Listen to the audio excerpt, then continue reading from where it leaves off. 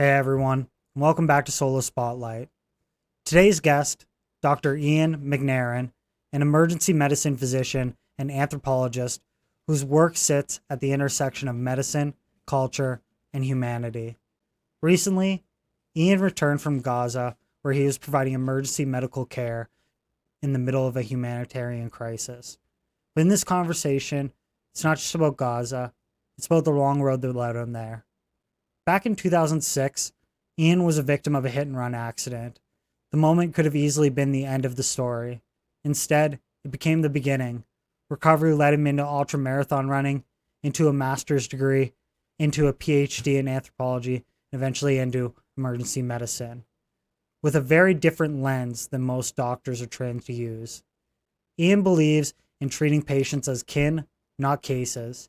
He blends Western medicine with Indigenous knowledge, cultural humility, and lived experience. And he doesn't talk about these ideas from a distance. He tested them in the emergency rooms, in remote communities, and even in war zone. This episode isn't about politics or headlines. It's about resilience, responsibility, and what it actually means to show up for people when life gets real. This is Solo Spotlight with my guest, Dr. Ian MacNairn. As well, if you get great value from conversations like this, real long-form discussions, I'd really appreciate it if you followed the show, shared the episode, and left a comment below wherever you're listening. It helps more than you think, and it allows us to keep bringing thoughtful voices like Ian's to the table. With that, let's get into the show. Welcome to Spare Bedroom Studios, where big sounds are born in small rooms.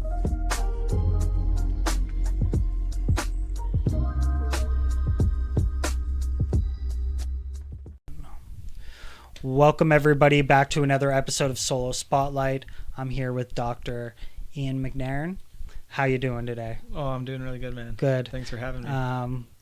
Taking the drive from Red Deer this afternoon, so I appreciate you sitting down with me today, and I hope we can have a great, engaging conversation from all the experiences that you had, all the humanitarian work, as well as all of the, personal resilience that you've been through. I think this is going to build to a really good story, and I'm really excited to kind of share that with our audience, as well as the projects that you have going on and everything that you're doing. I want to start off with just asking the question. I ask this question to every guest of how would you introduce yourself to someone you've never met before? Oh, yeah, that's a good question. Thanks for having me. I would start with just saying my name's Ian. These days I'm framing myself oftentimes as a ethnographer physician. And I've born and raised in Red Deer. I've lived my whole life in Alberta, traveled kind of all over the world, been able to work lots of different places across Canada and elsewhere in the world. And I'm working to combine these multiple loves in my life into like a interwoven braided path of being a better relative to everyone. Yeah. And these days that's looking a lot like work in medicine, in particular in emergency medicine, and through some research that is more or less like anthropology, as in ethnography. And for people that don't know how anthropology is described, how would someone in that background, how would you describe that? Oh, sure. I mean, we could go real deep forever about it. Sure. But essentially, anthropology is the studies of different cultures around the world. And there's historically 4 branches of anthropology. There's archaeology, which is the study of past civilizations and cultures of people. There is linguistics, which is the study of differences in language across cultures and communities. There's biophysical anthropology, which is looking at biological, physiological, anatomical differences of people. And there's sociocultural anthropology, which is looking at typically present or modern day groups of people and looking at differences in social structure and culture. And I kind of grew up in the arm of sociocultural anthropology, and even more particularly in medical anthropology. So the study of health and illness, disease and well-being across cultures and groups of people. That's really interesting, especially with like working in like the emergency. Kind of how does that tie in? Because it's very interesting, because I think it would be like a huge asset, but how does that like woven into like the like trauma practice and everything like that? Is that more of like a studying research based thing, or is that more of like a practical hands-on thing that you would do in the emergency department? Yeah, well, that's a good question, because they on the surface don't seem like they would necessarily integrate super well, or maybe well, but not in an obvious way. Is like a very long story, I think, of how it's gotten to be. But the idea was to use an anthropological perspective, an ethnographic approach, to inform medicine for me. And in a day-to-day sense, I mean, I'm practicing almost entirely, although not entirely, emergency medicine. And so the way it integrates is it's more of a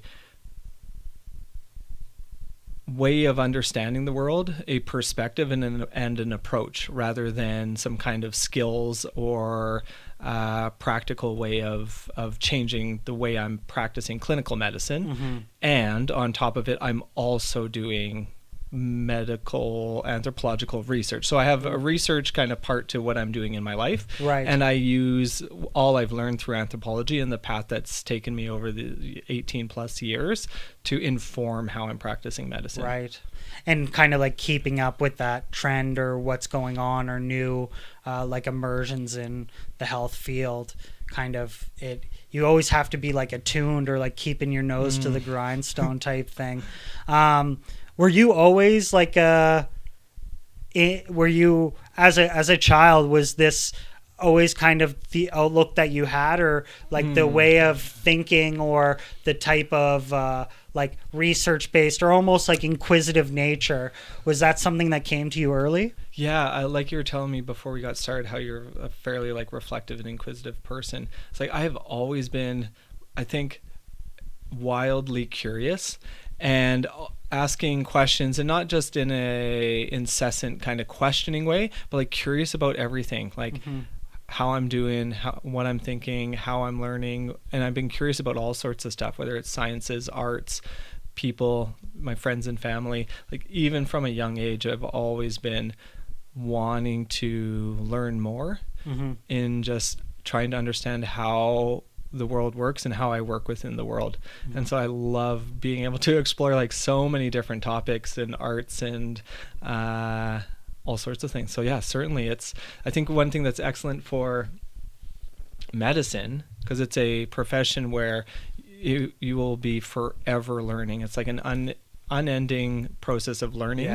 And I love that about it. And like it fits very well with someone who, like myself, is quite curious about the world and how things are and why they're the way they are.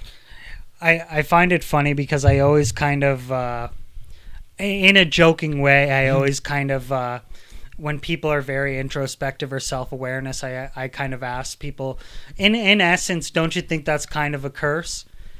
Because like the people that go around and they think that everything's fine, everybody loves me, I'm not like, they're not attuned to like people's like body language or like, oh, did I like say that properly, or did I like you know, and I say like, they must be really where it's kind of like it's this weird paradox that people have with self-awareness, where it's almost like it's like learning to eat olives, where it's like an acquired taste, like you have to go through the pain of it, of not tasting so good.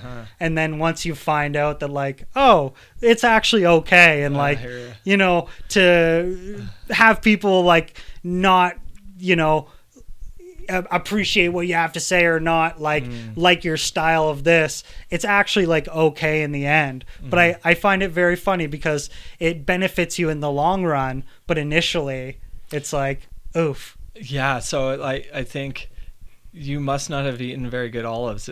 yeah, exactly. I mean, I love the taste of olives, but I love this idea that the thing I think about this is that, and it's probably taken me many years or like decades to reflect on this, because it definitely can end up being like quite a self-conscious type of pursuit if you're always wondering and feeling either a little, whether it's socially awkward or uncertain if you're doing things right or proper or whatever.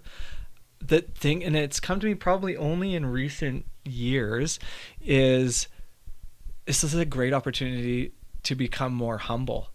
In that, like, oh, it's okay, not that it's a gift per se, but this like introspection, even if it's resulting in some feelings of uncertainty in how you're acting, it's like also simultaneously an opportunity to feel more and be more humble. Yeah. Which I am becoming increasingly interested in. Yeah. Yeah. It's very interesting because I just find it fascinating because like there's so many times where I handle like trivial points in my life and go like, yeah, like I'm really butthurt about this or I'm really upset, but like ultimately like I'm gonna look back and I'm gonna be like okay with this. Yeah. But like yeah. I hear you. But this kind of idea of like introspectiveness, and you talk about being inquisitive, but you kind of had this like moment in life that kind of like in what I see is like a very like pivotal point in your life where like you can kind of almost like look back to all these like dominoes falling and be like it all kind of like hindered on like this one moment where in 2006 you were a victim of a hit and run in Calgary, right? That's right. Right. Without and whatever you're comfortable with, Sure. But As you kind wish.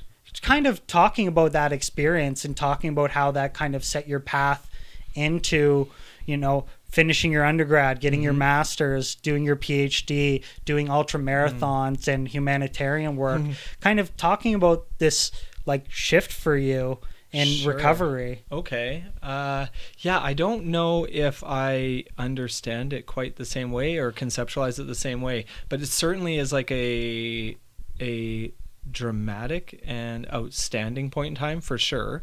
It was in the end of the summer in between my first and second year of my undergrad. And yeah, I was run over in a crosswalk as a pedestrian in Calgary. And it ended up requiring almost a year, but not quite, of recovery and being able to get back walking again. And other than some broken bones and soft skin injuries, which essentially is remarkable. Road rash. Yeah. Other than that, I had no spinal injury, no brain injury, no internal injuries, which is, I mean, frankly, it's fairly remarkable and miraculous. And so, yeah, it required over the course of that second year of my undergrad, a reduction in the courses I was taking, just in number, which I then caught up by the end of the fourth year. And at the time, it just felt like I was going through it and getting back into it. But ultimately, then by the fourth year, the last year of my undergrad, during which we had to do an honors thesis kind of research project, it led me into, as you say, like this dominoes of like one thing into another. And that accident ended up becoming the seed for the development of my honors thesis project, which happened to then facilitate or lead into my master's degree. And, through, as life does, meeting people along the way and friends and other colleagues and acquaintances, led through into the work that I was doing after my master's, and then drew me into my doctorate, my PhD, and that became this combination of MD, PhD, so a doctor, medical doctor, and doctor of philosophy. Yeah. And as well as kind of diving headfirst into like ultra marathon running. Right. And I watched a video that was posted by the University of Calgary where they talked about like you talk about like the pain that you had before the screws were removed. Yes. Was that was getting the screws out kind of like, oh, like now it all works, or was it still like a very... Yeah, it was pretty amazing. So I had to have my left lower leg rebuilt by orthopedic surgeon, Dr. Buckley in Calgary. And that was immediately after, like a few days after the initial accident in 2006. And I had been doing like all sorts of sports as a kid and a teenager, like in school, track and field, soccer, played hockey prior to that, cross-country running, lots of different activities, and always been quite active. Right. And I'd never been really big into running other than cross-country, and in high school, cross-country at the time was 8 kilometers, so not that long of distance. Right. And track and field is even shorter, obviously. But I found after the accident I couldn't run anymore without pain within a minute or a couple minutes, which for me was quite abnormal. Right. And I decided that, I went back to Dr. Buckley after 2 years and said, hey, you had mentioned that if I wasn't back to my full functioning, that we could look to have some of the hardware removed from my leg. And I'm not back to full functioning. Like, I'm happy, I'm well, I'm like, my mental health is feeling great, but I can't run. And he was like, yeah, sure, we'll take it out. Was there any inherent risks with that? The removal of the hardware? Yeah. I mean, not any more risks than just a simple surgery. Right. Yeah. So it was like, okay, it'll require a bit of recovery, like another 6 weeks or ish. Sure. And the screws came out without problem. And, about a month or so, 6 weeks probably after that surgery, I got back on the treadmill and went for 2 miles. So most treadmills are done in miles, and so this is about 3 kilometers, no pain. I was like, oh my God, I can run. And running had never been, a big serious pursuit of mine, but I was like, oh, I can back to do everything that I was interested in before. And how did you start to like scratch that itch in terms of like knowing that you wanted to run those long distances? Oh, yeah. I didn't have an itch for it. It came out of research. So it was like kind of a job. Well, it's kind of a cool project. And it was, I was very motivated. So there was like an itch, I suppose, in a sense, but I had to do this research project. The project I had intended kind of fell through. And so I was chatting with my supervisor at the U of C, Dr. Charles Mather. He's an anthropologist. And he then became my supervisor for my master's and my PhD as well. And so I had to shift gears into a different project. And at the time, he was starting to get interested in anthropology of sport. So all topics related to sport within anthropology. And he said, well, why don't you do something in anthropology of sport? And I'm like, oh, I have a great idea. And so what I thought was I would study my own body as just like a N of one, so a subject with one participant, which was myself, right, going from one extreme of mobility to the other. And at the time, I had not yet had this second surgery. I was still back to walking, so I wasn't fully at the one extreme of, paralysis or immobility, but I was going to be pretty much at not being able to be walking a whole lot. Right. And at the end of the project, could I run an ultra marathon? And I had no idea what an ultra was at the time, but I had seen a poster at the outdoor center at the U of C, like where the climbing wall is and all their, outdoor rentals are. And there was a sign for the Canadian Death Race, which is at the time it was a 125 kilometer race in the mountains in Grand Cache, north of Edmonton. Yeah. So well, what if this summer at the end of the school year, I ran that, or worked towards running that from a point of not being able to walk. Right. And so the project was studying my body over the year, the changes that my body went through as I went from that one extreme to the other. Mm-hmm. And part of it was some journaling about what I was thinking, how I was feeling, how I was changing in an internal kind of view. Right. And then also with weighing my body, doing biometric measurements, doing blood work, and then also doing like VO2 max testing at the start and at the end of the project. And that's how I got introduced to ultras. And I did that first ultra. That was in 2009 then. That's crazy. Do you think the same way that you like ramped up to doing ultras is like do you think that's a template for other people? No. Yeah, like absolutely not. Yeah, like it was almost So at the time I wasn't running, right? And at the start of the project I couldn't walk.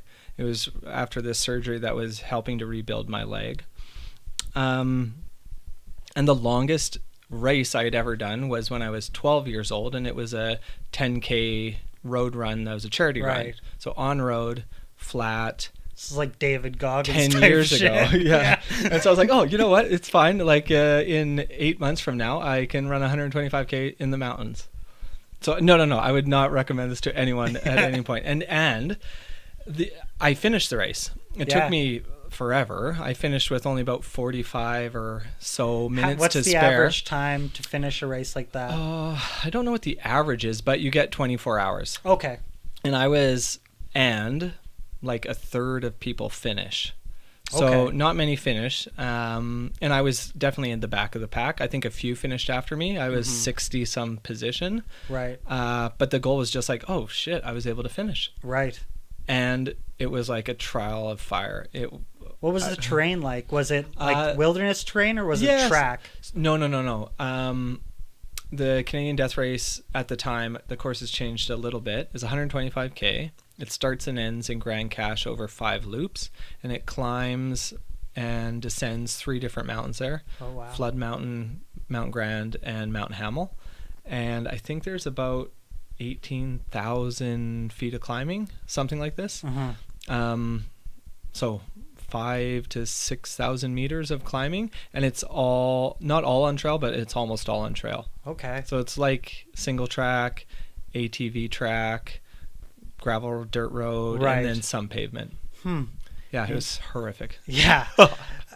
Now, what was like when you finish a race like that? Where is your mindset at? Like when you look at everything you've been through from that point on, and like recovering from an injury, was it something where like you finished and you wanted to take a like, oh, now I can take like some much deserved time off, or was it like you're then Googling the next ultra marathons and like I got to get back on the and so that's like I think kind of the joke in ultra running kind of community or folks that do it is, you know, like you hate it and it's horrible and terrible, and then like a day or two later you're looking for the next event to do. So for me it was a little bit different but kind of similar. I took a few weeks off. Like I couldn't wear shoes for a few weeks because my feet were just so blistered and raw, and my body hurt and like everything. I hadn't really done a whole lot of trail running before, let alone ultra running, let alone 125K. Because the common distances are 50K, 50 miles, which is 80K, 100K, then 100 miles. So jumping right in from 0 to 125K, it's like a bit extreme. So I definitely took some time off.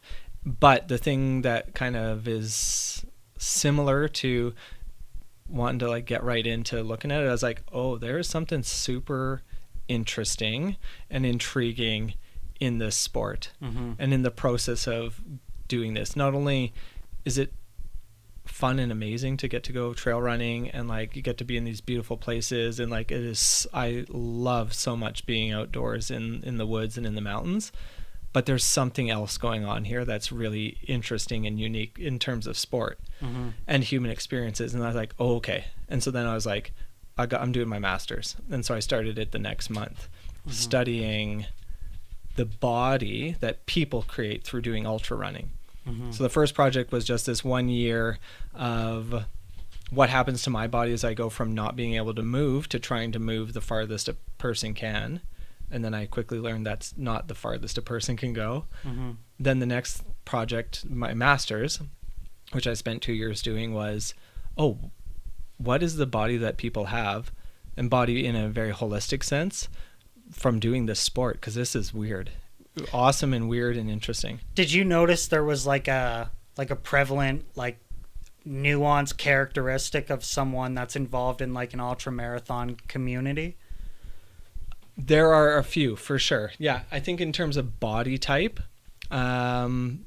it's nothing that's overly particularly like, oh, that looks like an ultra runner. Mm-hmm. I mean, could just look like you and me, look Right. like ultra runners. It's not like it's not like tall people playing basketball or volleyball, Right. or like big folks playing football or Yeah, rugby. or like the archetype of a bodybuilder. Exactly. Yeah, or the archetype of like a road runner being like crazy lean and whatever. So ultra Right. runners look a little bit different in the physical body, but some of the attributes that were like, oh yeah, that is something there.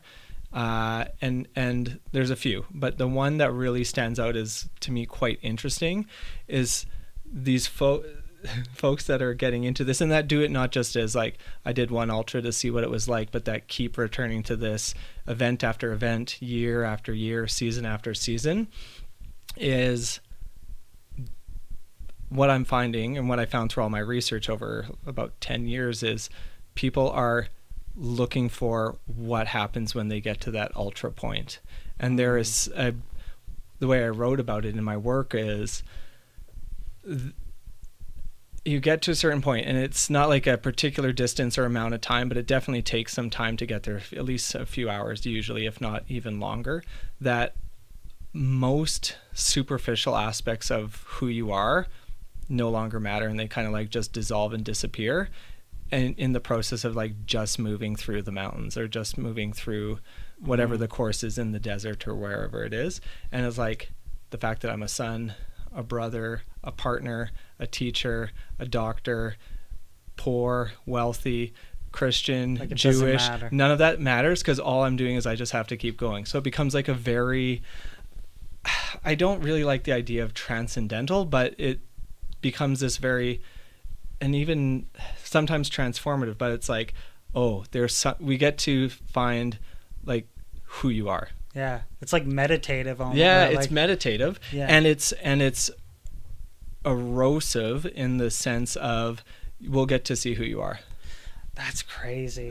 And it's almost something where like it probably like translates a lot into other parts of people's lives where like you probably can see that people that are doing this and being able to get over that hump are also finding ways to achieve a success in other parts of their life, because like this ability of like a threshold or like bringing your body to a limit and that like mental fortitude is almost at the forefront.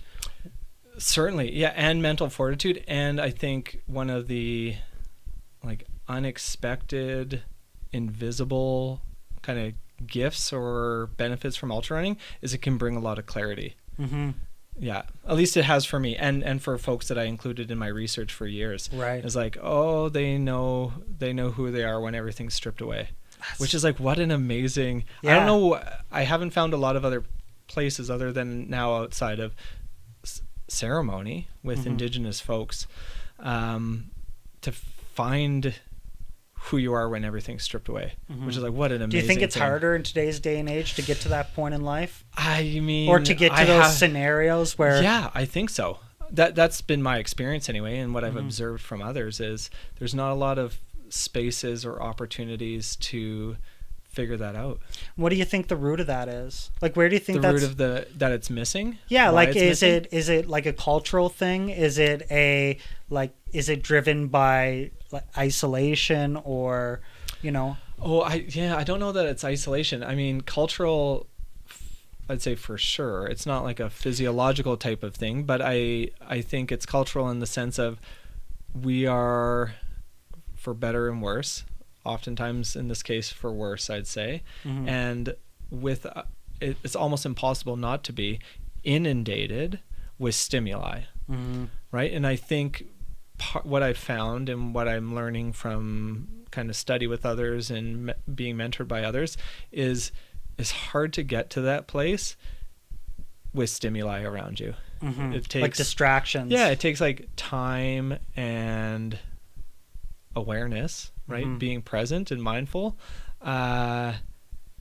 and having all that external stimuli It's taken interesting away. you say that, because there was an interesting study done where they tracked data points across an hour of social media use. Okay. And over the last, I think, 10 years, who knows, I might be talking out of my ass, but I interviewed a counselor, and they said data points in an hour of social media use have gone from 500 data points an hour to 5,000 data points an hour. So it's becoming increasingly harder to focus on anything because of the amount of information that someone has to digest, and it just doesn't end. So it's like 100 a minute. Yeah, right? of It's just it's continuous, almost 10 a second. Yeah, That's it'd be hard to. That's just too much. It's too much, I think. Yeah, and I think it kind of, it's this idea of like you're being like mesmerized, or like it's like this type of like hallucination where people get into it, and then it's like they look and they're like, oh, 40 minutes or an hour, right? Where it's and it's of course it's alarming, and I think and I think that like it definitely voices to like the like this escapism of people, like they, whether it's like a yearning for community or like self-validation or whatever it is. But I think when my like personal view on it is like I think people are it's a sense of belonging to something, or like I want this niche that I'm attached to, whether it's cars or the police body cam video, or like some type of community that I want to be like present with, that I have. And then it's like, well, if I can digest enough and be like a vetted source of this, then I feel like I'm like attached to something. From what I like see talking to people and just engaging in life, like everybody has like their niche, where it's like, that's what I fuck with, right? But it is interesting, and I think like once you go down the rabbit hole of whether it be ultra marathon running or competitive chess or podcasting or whatever, like I think that like these transformative experiences are also kind of they're super related to the amount of like community engagement and like sense of belonging, where like I think that's where you see the parallels of like that sense of like being welcomed into a group or all achieving the same goal, is where you kind of see like this like transformative experience. And there's a term for that, and it's called communitas. Which came out of anthropology. Right. It's this sense of community that people have that can lead through community participation and community membership into transformation. Yeah. It's amazing, and to see people like find that is like remarkable to see in someone, especially if they were like, in like a spot in their life, and then they make, like, I had a friend that I interviewed from work, and he got into MMA, and that led him into like a 2-year sobriety journey, like this. And it was this type of introspection where he never realized like, oh, I was like out at the bars, like divulging all of this thing. And like, it was actually embarrassing. And like the way people talked to me and like how I consumed things. And then to like see people achieving things or like leading me through and having this like humility with things to let me like learn it at a pace. Like that almost like brought it back to like his sobriety and his way that he has this outlook to life. And it was all just kind of like this jiu-jitsu community that kind of brought him in and trained him. So it was amazing. I love that. But going into that and like having that humility and like almost selflessness, kind of fast forwarding from you getting all this education, getting all of this training and research, and where did this humanitarian work start for you? Oh man, I don't know, but I have some ideas. I feel like it probably started with my parents a long time ago, just in terms of how they raised, I have one sibling, a younger brother, how they raised Colin and I with this idea and way of kind of being in the world, that you should be taking care of other people when and how and however you're able to, the best you are. And that's been kind of reinforced in similar but slightly different ways through teachers throughout my life, throughout grade school, and then in my undergrad and in all my graduate degrees, and then in mentors I've had since throughout my medical training, and then these amazing and beautiful relationships I've been developing over the last many, many years with some Indigenous elders. I was diagnosed with diabetes, type 1 diabetes, when I was 10 years old. And so I think that gave me a real intimate interaction with and view into healthcare and medicine. And then, I think, you know what, maybe Brian Alagis, Mr. Alagis, who is my high school humanities teacher, like a combined language arts and social science kind of teacher.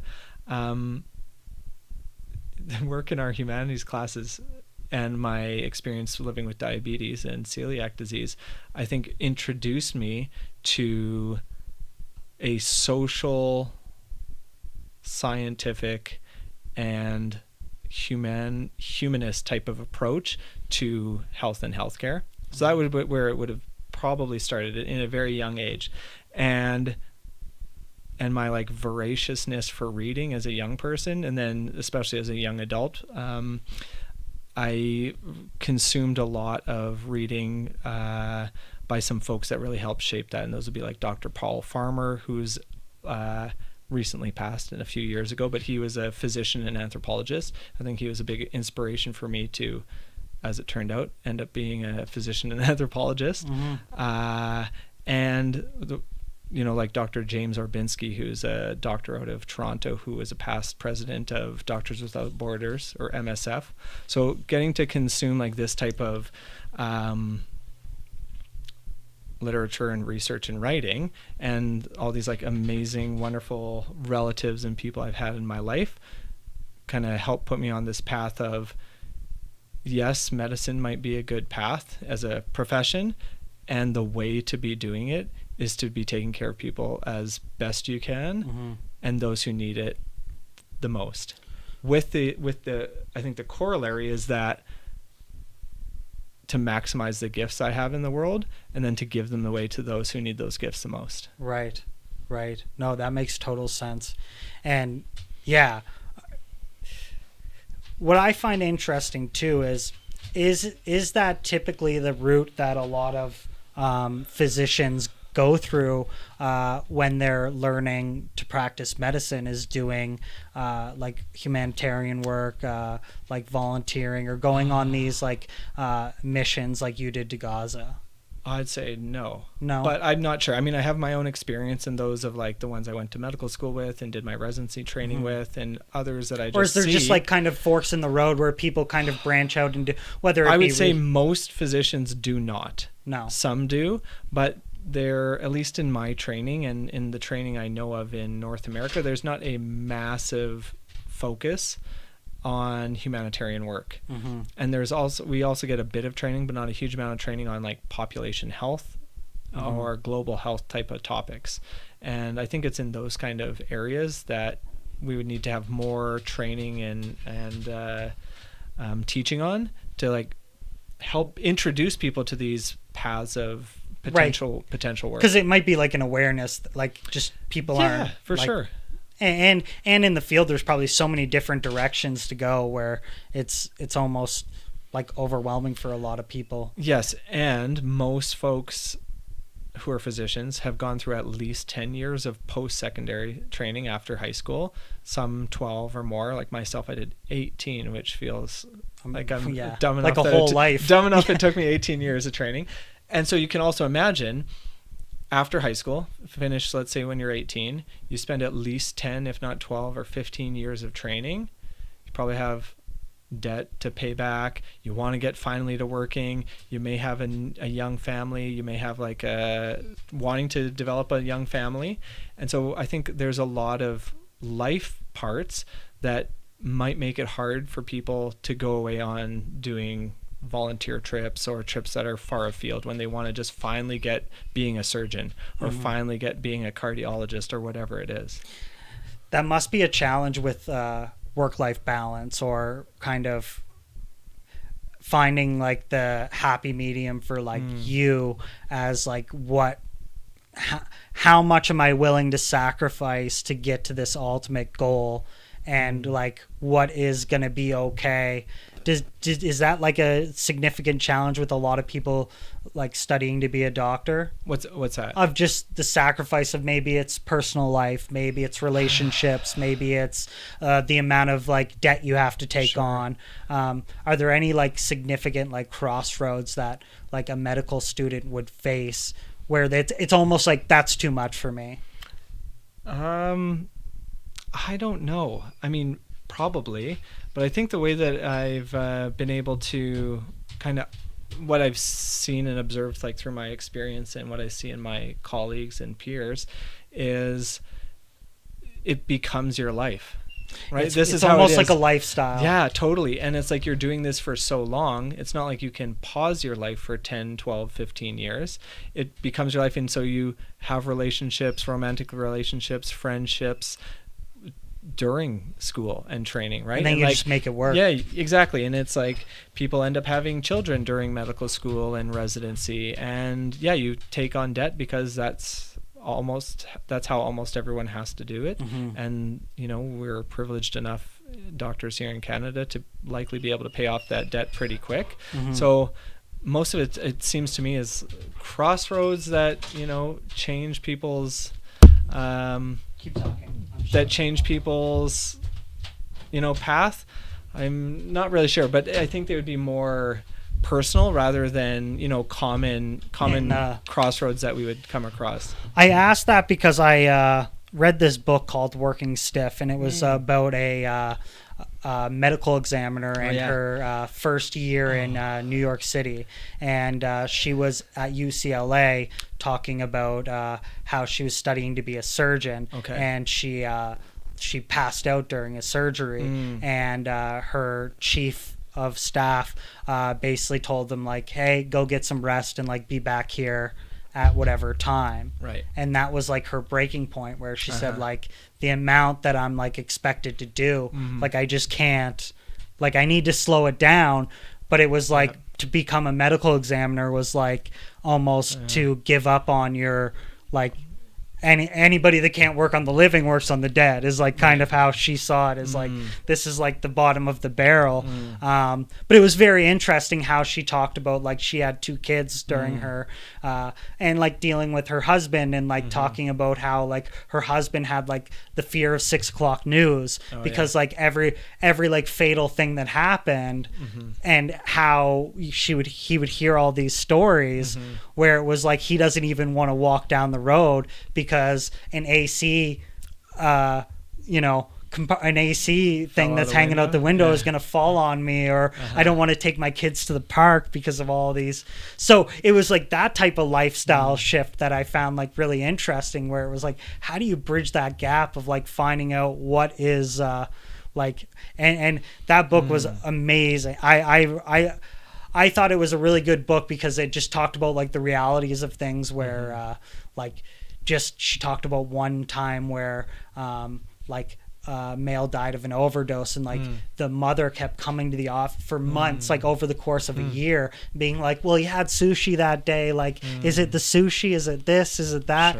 And she couldn't get up the nerve to be like, listen, your son was a drug addict, right? And like she had to politely like dismiss her every time, but it came to the thing where it was like she was trying to like sue them or something like that. But it was very amazing. Working Stiff is the book. And Working Stiff, but no, it's I think balancing that like work-life balance, but it's very interesting that you say it almost becomes like a lifestyle. And you almost have to, like, if you really want to do that, and that's like the decision you're and that's like the career path you're trying to go, you almost have to make it as such and kind of make it work. Certainly. And that's not to dismiss that. I think there's a lot of deficiencies in medical training in the sense of it being healthy for the people who are training, right? It's like often very overwhelming, and I think a lot of the practices are cultural, that come from long-standing traditions that are not actually healthy ways of working. And I think notwithstanding those, yes, of course this becomes your lifestyle, but it's good to keep in mind that a lot of the ways at which medical training happens aren't healthy. And is it almost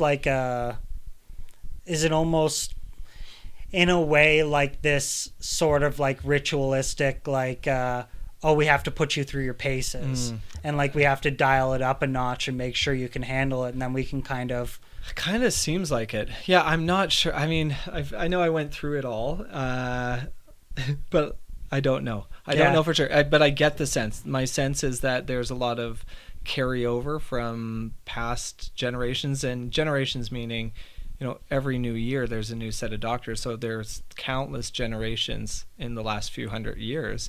And there is a little bit of progress in a way that seems healthier. But a lot of it seems this holdover of like, yeah, this is how we do it. Yeah. And it's like, do you think we could reconsider that there could be a healthier way? Yeah. Or maybe even a more efficient or effective way and healthier way. But like any culture, change is slow and incremental. And to like, and it's funny because they talk about like the roads in, I was reading this thing about they want to change like infrastructure in Chicago, but they said for every one like infrastructure rule they put in, they have to repeal 5. Oh, I see. Yeah, so they said like we have to do so much undoing just to put one thing in, where it's like we don't have the ability, like it becomes so, we've stacked so much on top of each other that it's like we have to basically clean slate, and it becomes so difficult. Yeah, this is how, I mean, yeah, right? When we have these big institutions in society, it's tough to make change. Yeah. Speaking of, tough areas and making change, I want to touch on your work in Gaza because I think this must have not only been like a very big experience for you, but also to kind of see things on like the other side of the world and how kind of things work on like the medical side, as well as like how people experience life in like an active war zone. Talk to me about like your moments going into that and kind of how that experience went for you. Sure. Yeah. So I went to do emergency medicine in Gaza in November. So I've been back now for only 50 days, not quite 2 months. It was my first time to the Middle East. I've been elsewhere in North Africa and Asia and Europe and elsewhere, but never before in the Middle East. So I was in Jordan, went through Israel and into the Gaza Strip, and I was working at the Al-Aqsa Hospital, which is in central Gaza Strip in terms of north to south in a city called Deir al-Balah. It took me about 8 months of preparation to get there, and is definitely a big process. I had been coming to the end of all this training that I'd done for 18 years, and this interwoven multiple different careers and training, and then now finally a medicine, and in particular emergency medicine. And I got to this moment of reflection and insight that I've been working on this for 2 decades, and that I was finally going to be able to realize the culmination of this vision or goal. And I was like, oh, what do I do? And as I've been in kind of the practice of for the last many years, I decided I would go to some elders that I've been working with and have a ceremony around with the intention of asking, now that I've finally been able to realize this dream, this goal, or you could say prayer of being able to finish all this training and acquire this gift, like where should I give that gift? Like what do I need to do? And so I had this ceremony, and what came out of the ceremony is aligned with the work that I've been doing here at home directly, and in this research project that I've been undertaking for the last year now, and in the midst of undertaking. And it's around this idea. It's a concept that comes from the Lakota language, which is an indigenous language to the Lakota people, which came in what's now known as South and North Dakota, but are found kind of all over North America. Okay. And the concept in Lakota is Mitakweo Yasin. It can be loosely translated into English as all my relations, or my relatives, my relations. And I've been trying to use it as a way of orienting myself and my perspective in the world, of the responsibilities on me to understand how I'm related to everyone.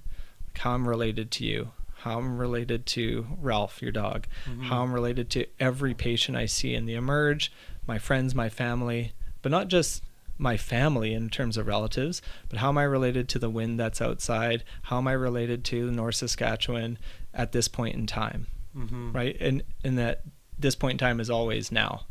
Like, how am I related to you today compared to how was I related to you before I got to your house? These kind of things. Right. So I've been in this practice of trying to understand and enact Mitakweo Yasin as best as I can in my life. And so I went into this ceremony in April with this elder with this question of, now that I'm coming to this point of realizing this gift, where do I go with it, with this idea? And what came out of the ceremony was, I have to go take care of my relatives in Gaza. I've been working to become an emergency medicine physician, and the people who need the emergency medicine the most, who are having the biggest emergency, are my relatives there. Just because they speak a different language, have a different faith, different skin tone, different ethnicity, is superficial. Right. They're still my relatives, and so it's on me to try and help, and also to figure out how I'm related to them. So that was kind of the impetus for, like, oh, why there? Why not work at the Northeast Health Center? Why not work in Wetaskiwin? Why not work in Calgary or whatever, right? Why not go to Haiti? And so I spent 8 months putting together this trip. I went through a few different NGOs. The first 2 trips were canceled.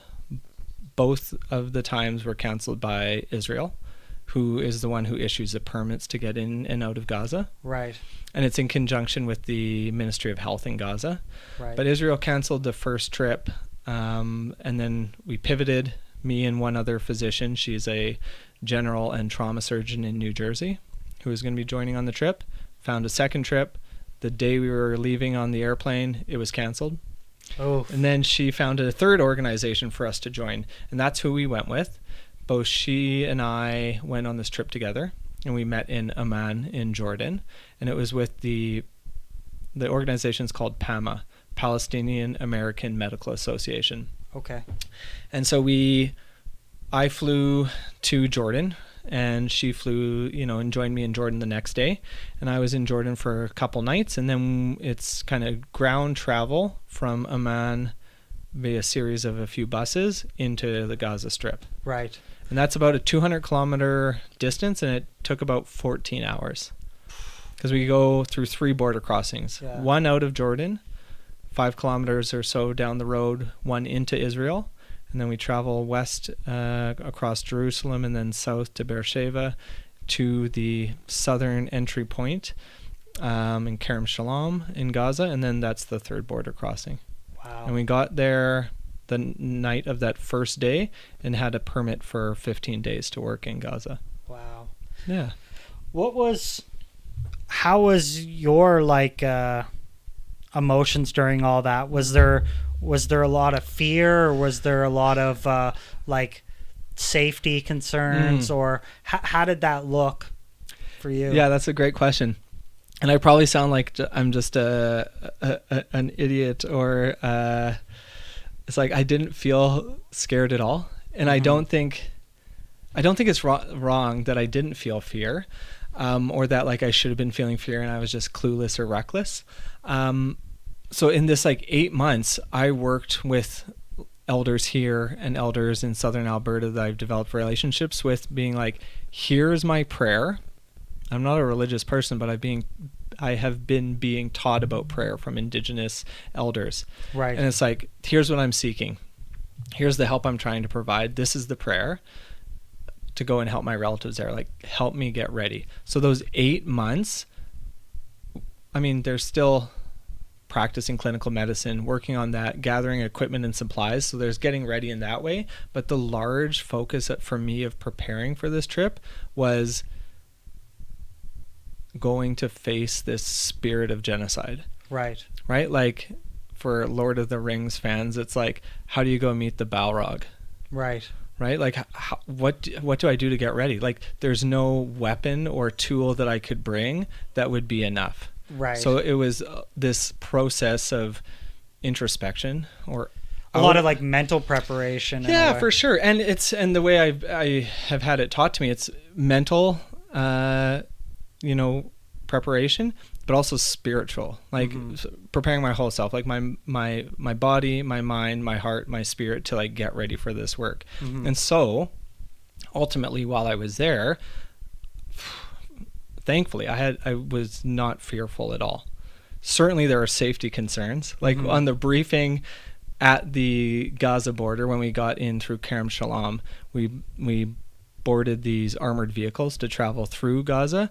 And, like, the instructions they give is, if there's shooting that starts and the windows are shot, like, go into the aisle, lay down. So it's like, yes, of course, there are real safety you're like, concerns. Oh, it's about to get real. Yeah. It's like, oh, yeah. Oh, right. Okay, this is heavy duty. Yeah. And yet somehow I was bolstered in my, like, heart or spirit or mind that, like, I didn't have fear, which is, I think, an amazing privilege and blessing for me, because it allowed me to work unencumbered by fear. Yeah, like nothing was really holding you back in a way, or like you weren't like, yeah. Well, I don't know how to explain it. Like, it feels a bit insane to have not felt fear, but I didn't, and it allowed me to like connect with everyone who I was taking care of and their families and the like people your focus working with was me on the mission. Yeah. And like, wow, how can I get to know you? Because it feels like you're my relative, right? Rather than being like, oh shit, we're gonna get shot, we're gonna get bombed, these types of things, and then it becomes I can't focus on anything because I'm scared. It almost ties back to like hitting your point with ultramarathon running, where it's like all these superficial aspects start to go away. Totally, and it's like what's important. Yeah. And like, it's like everybody kind of just like realizes. So it's a very interesting. It's an interesting way that all kind of pans out, where it's like at the height of things, you start to realize like who you are and what you can do, right? Like, oh shit, it hurts, it's hard, it's challenging and difficult, and it's painful, and I'm hungry and I'm thirsty, and I can still go 100 more K. Yeah. So it's like, oh, even when things become dire or drastic or scary or challenging or overloaded mentally, it's like, I can keep going.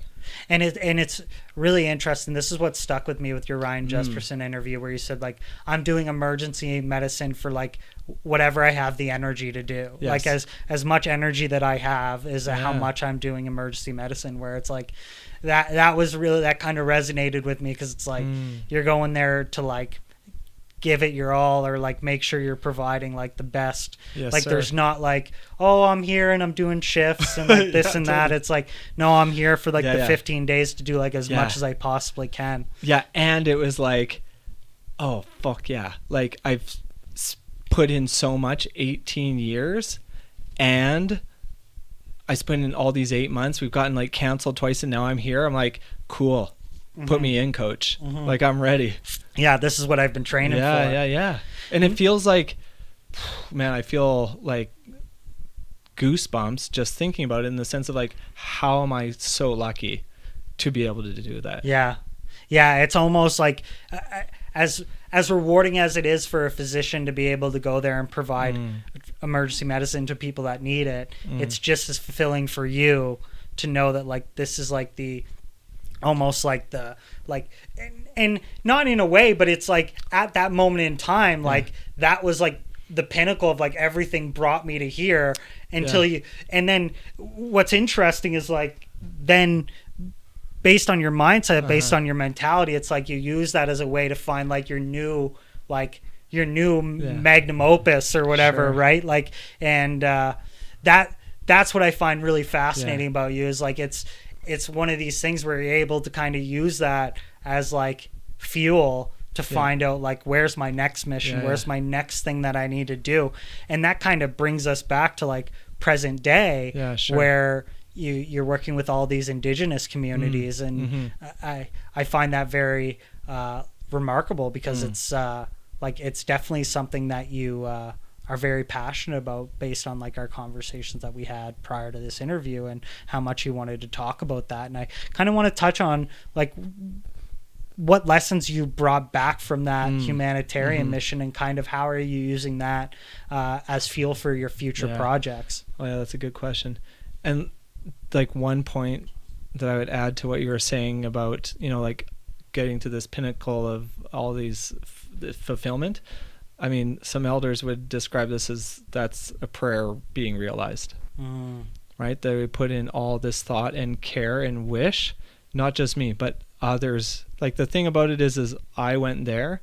The way I've talked about it to some others is I was a emissary for that prayer. There's many people here at home and elsewhere, not just Edmonton or even Alberta, across Canada and around the world, who are praying for care there. And so it felt like this realization of me getting to go. It's like, I'm just an emissary for everyone who's praying for this. Right. And like, look at me, so privileged to have had all these years of training in medicine and these skills in emergency medicine. They're like, cool. He's the one. We'll just send him. Right. He's like, he can do some of that work. Right. It's like, this is amazing. Yeah. So how have I brought it back and into my current work? On the surface, it might not seem directly related, but to me, in terms of how I understand things and how I've been being taught actually really by elders, is that work in Gaza is the same as the work here. Right. And the way I've been thinking about it, at least recently, leading up to Gaza and then in these month and a half since I've been back, is I had this opportunity to help with some clinical medicine, these people who are undergoing active genocide and have been in this kind of war state for years now. And I mean, arguably for decades and generations. And my greatest interest and focus here at home, across Alberta, elsewhere in Canada, including in the north in the Yukon, Nunavut, and elsewhere, is working with Indigenous communities. And the Indigenous communities here have undergone genocide, right? All Indigenous communities in the world have undergone genocide, and our brothers and sisters, Indigenous brothers and sisters here in Canada, are certainly well familiar with genocide. And so part of the work, my request of those here was, you are people in your own life, your parents' life, your grandparents' life, and your other ancestors' life who have been through genocide. What can you help me with to go take care of these people who are facing genocide actively in the Middle East? Right. And so when I come back here, that work is still in the same spirit of caring for people today in present day with their concerns in the emergency department, with a ethos and spirit around what can we do around this spirit of oppression and genocide. And in Canada, we still live with racism, sexism, homophobia, all sorts of oppressive kind of thoughts and experiences for people. And there's health care and health outcome inequities, right, for Indigenous people and people of color otherwise in Alberta and elsewhere in Canada, everywhere in Canada. Right. And so my work is directly aligned with trying to take care in that way.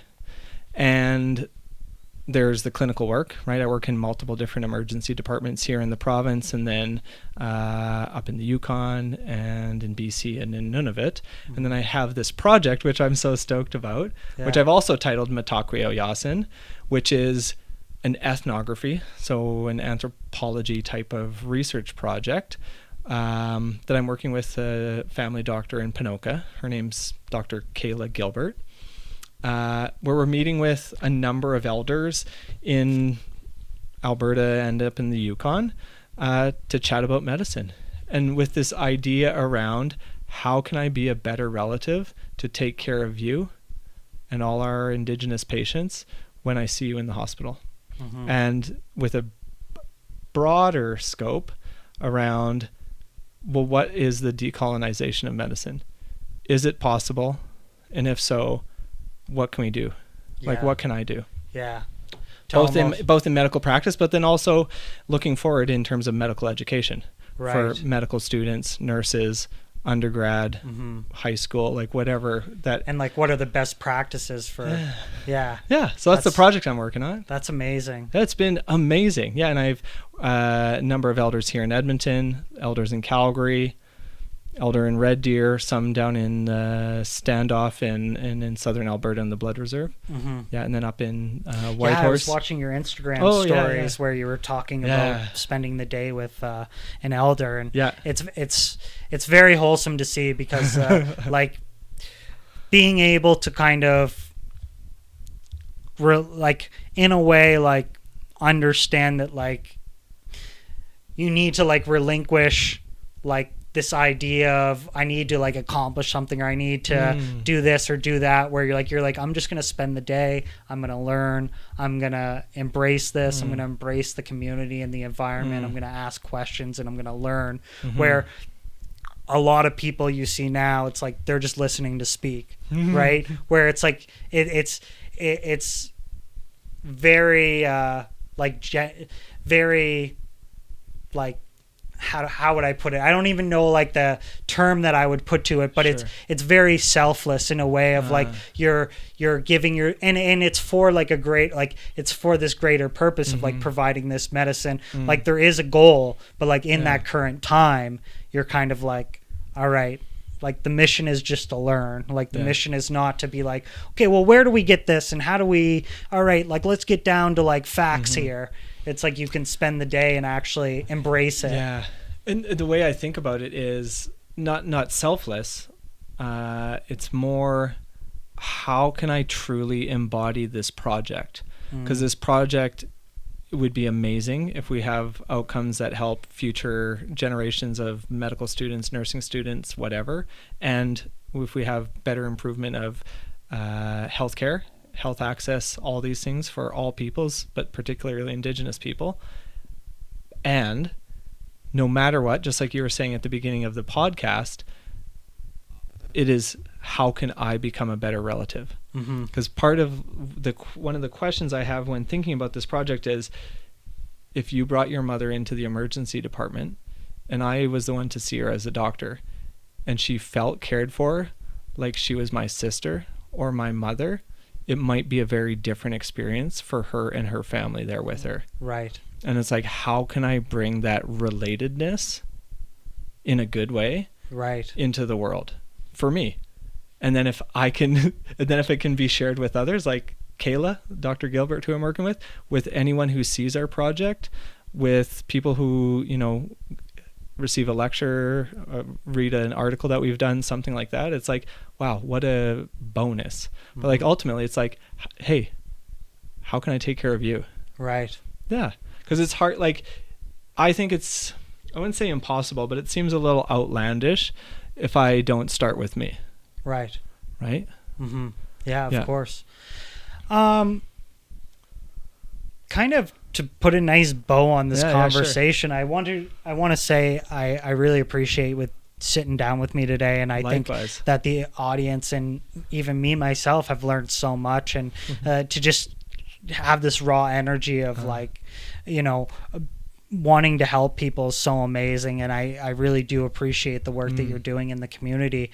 But to end off with a note of, what is one piece of advice that you would give a future physician coming into the medical world today? Yeah, that's a great question, and I was actually chatting about it last night after reading through your questions. I think it's I have an answer. It's not a short one for whatever future medical students to try to sort out. And for me, the biggest thing was finding out, taking this concerted effort, which took a long time, many years, to realize or reflect on at least, who am I and what am I doing and why am I doing this? I remember when I was getting ready for medical school interviews like 12, 13 years ago, we was told, like, don't worry about it, trying to figure out why you're in medicine. If you're asked, like, why do you want to go to medical school? Because the canned answer is, I want to help take care of people. I want to make the world a better place, like whatever, right? And then after I was like, wait, that sounds insane to me. As like the only, maybe not the only, but the most important question is like, why am I doing this? And so since then, that's 12 or 13 years ago, I've been trying to reflect, and this has been the process that I've now been through with all this research, graduate work, school, training, and these trips and projects, is like, because I want to be the best relative I can be, right? So that like anytime you and I interact, you can feel cared for. And so like a tip, or not a tip, but a suggestion I would have for somebody is like, it might take you many years, and you might get into medical school all the way through medical school residency, but like throughout, try to just keep reflecting on who are you and like, what are you up to? And not just the what, but the why of the what. Yeah. Right? Because it's such a driving force, right? Yeah. Like you can do anything you want if you know where you're going. It's like the least important question becomes the most important. This is what I thought. Yeah. That's amazing. And just keep going, right? Like Biggie Smalls, what's the line? He's like, in a shootout, stay low and keep firing. Yeah. Right? Like try to keep the ego low. Yeah. Like keep yourself in check and just keep going. Yeah. That's amazing. Yeah. That's incredible, and I wish you all the best on your projects that you're doing. Yeah. And I hope maybe in the future we can sit down again and talk about how this project has been going and kind of follow up on your whole journey. Oh, hell yeah. I will, with your blessing, I will put all of your social media links if someone has a question or they're interested in the projects you have going on. Where are you usually on? Instagram? These days it's really only Instagram. Yeah. And I have it linked to my Facebook. Okay. But I'm not using TikTok or X or other ones. Yeah. I mean, maybe I should. I'm not the most savvy. Yeah. But I'm pretty accessible. It's what they call slop now. Oh yeah, slop, it's right? Just slop. Yeah. And there's only one Ian MacNairn. Yeah. I mean, there's one other, and he reached out to me many years ago when I had an article in the Globe and Mail. Yeah. And he's like, "Oh my God, there's another Ian MacNairn." That's crazy. But as far as we know, there's only two of us, and he's an older fellow about my dad's age who lives in Maryland in the U.S. Wow. So if you look up Ian MacNairn, it's me, probably. Perfect. Yeah. Perfect. Don't forget to go check him out. Check out the work that he's doing. There's plenty of articles detailing your stories and everything you have going on. You're an amazing person and you're doing amazing things, and I wish you all the best. Thanks, bro. With that concludes another episode of Solo Spotlight. Don't forget to like, subscribe, comment below what part of this conversation resonated with you the most. We'd love to hear that. Feedback is always great. Engagement is great. Liking the video and subscribing keeps us getting guests like our wonderful guest today. And stay tuned for next week for another amazing episode.